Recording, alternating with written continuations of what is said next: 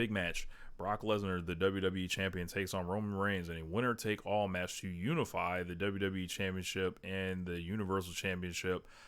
People have not talked about whether the belts are actually merging into one, or if both guys are just going to have, or one guy's going to just have both belts. Are we to just assume that it's going to be just like how it was at WrestleMania 35, where just like, oh, like somebody just carry around both belts until like they lose in like a month or two? Right, right. Um, Lesnar versus Reigns. This is the story of the company since 2014, pretty much, when Brock Lesnar breaks the streak. We're here after a umpteen rematches. They've had one good match ever against each other. They've done every screwy old school 1970s finish in the book to further stretch this rivalry out from the mind of Paul Heyman, I would imagine, and Vince.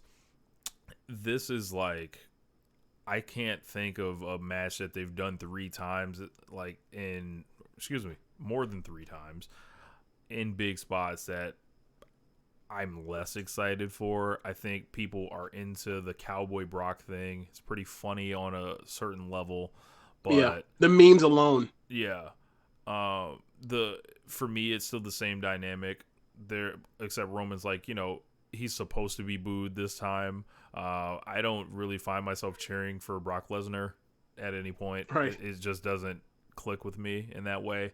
I would probably go a 4 out of 10 on this. And I feel like it's a culmination of everything I've said that Roman Reigns' title reign was going to be and is, aka it being the big one.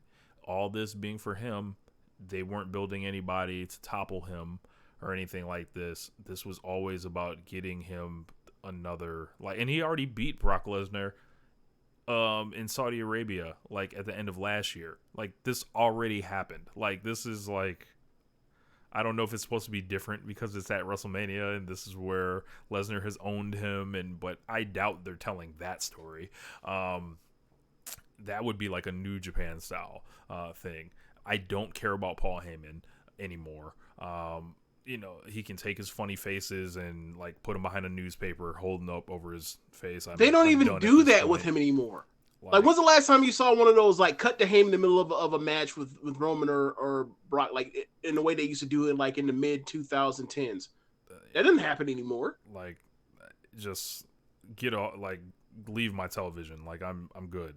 Like, Vince McMahon's always been into this match a lot more than people have. At least this won't get hijacked like the other two. That's true. One would think, unless the show's been so bad up to this point, the crowd is just going into business for themselves, which you can never underestimate, especially a WrestleMania crowd. Here's another part. Like, if this show is so bad, there might be where it's like, hey man, we've been here for 3.5 hours. This shit's all sucked. We are going to go into business for ourselves, and it could happen all over again. And if it does, my God, I'm going to have a field day if that happens. But I'm picking Roman Reigns. Brock Lesnar has no new stories to tell for me. Roman Reigns at this point almost has no new stories to tell either. It's just like, this guy owns the company. That's the story. Like, if you haven't got that story by now, you'll never get it. Like, it's just like, this is it. Like, turn him babyface already. Like, just do it. Stop being afraid. Brewhaven asked, like, WrestleMania 31 wasn't hijacked, was it? It was at first, but they wrestled so damn well that like the crowd got into it because like Roman took a shit ton of punishment and then he had his comeback, and then that's when they had to double down, and then Rollins came out. But like, that match was great, and then Rollins came out. So like, that was the one case where they've ever had a match where it was like they had a really good ass match, or a great match, whatever you want to call it, and then like everything else has been diminishing returns ever since. But they keep going back to this fucking matchup. It is really handicapped this company. They're stuck in time. Yeah, Like, and WrestleMania 31, them doing that with Seth Rollins at the time, it felt like, it was this great thing or whatever. But really, that cash in froze this company in that moment, and they've always wanted to get it back there because they were because these cowards. idiots never because these idiots took these idiots almost a decade to realize, oh yeah, we got to turn Roman heel to then get him over, and then eventually he'll have the babyface run. It took them that long to realize, like, to stop fighting the crowd for forever.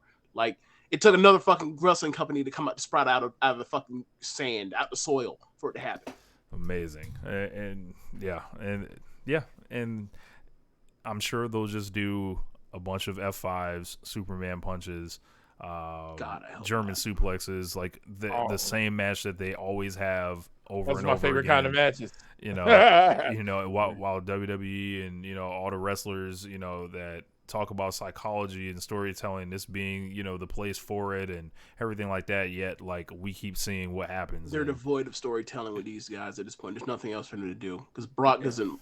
Like, unless Brock's wrestling a smaller guy, there really is no, like, there's really nothing there right now. It doesn't seem like it to me anyway. Like, Yeah. what is a Brock like? Unless Brock is beating the piss out of people and they got to fight from underneath, there's really nothing he has for you right now, or has had in a while. And like, there's only so many of those you can do before people were like, all right, more the same. Remember, there was a point where he was just German suplexing people until they eventually until the crowd basically turned on the match, and then the babyfaces start fighting back, and that's how they got people. Like, even that has became a trope.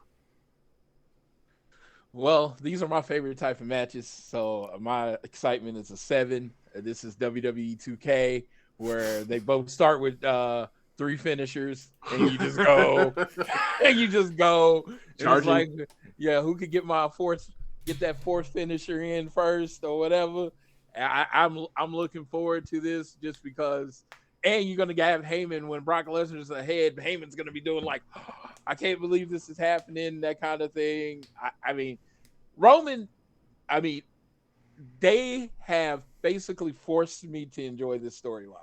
It has been like, I didn't at first.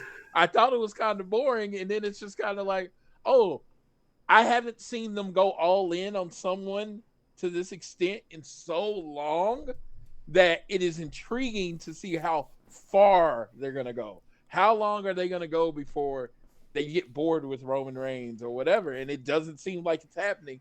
So, I'm really looking forward to this match. And, I mean, I've been here for the whole saga. I mean, I told y'all I've been 30 and on. I've been at WrestleMania, so I've been to all the matches. I mean, I'm going to get Roman winning. The thing that I expected to get at 31, I'm going to get 38. Thing you expected at WrestleMania 34. Yeah, I'm going to get it 38. And I'm finally going to get it. And I'm hoping it's satisfying. We're going to see if they can pull it off. I'm going to keep an open mind because I've never seen WWE try this hard with the storyline. I mean, is it working? Is it not working? But they're trying something. And they're going all the way. And they're like, they're content on making it work. I'm going to keep at least an open mind on the match. I mean, if they wrestle the style of match and I'm liking, I'm going to like it. I'm just like, is the finish going to be satisfying? Is he going to just beat Brock Lesnar? Because if Paul Heyman throws in a turnbuckle pole or something like that, no, go in. He beats Brock Lesnar. He chokes him out. Match over. The head of the table, is there. There's no challenger left for him. That's the storyline you build because he finally conquered the beast. Man, they've got to get some new guys up and running. Gable Steveson. Bring them out right after the match. I remember what I gave Becky and Bianca, but basically the same thing. Like, it's on, like, just have a good match and put the right person over and get the fuck out of there. That's all I got. Man, so we can move on. Man, unbelievable.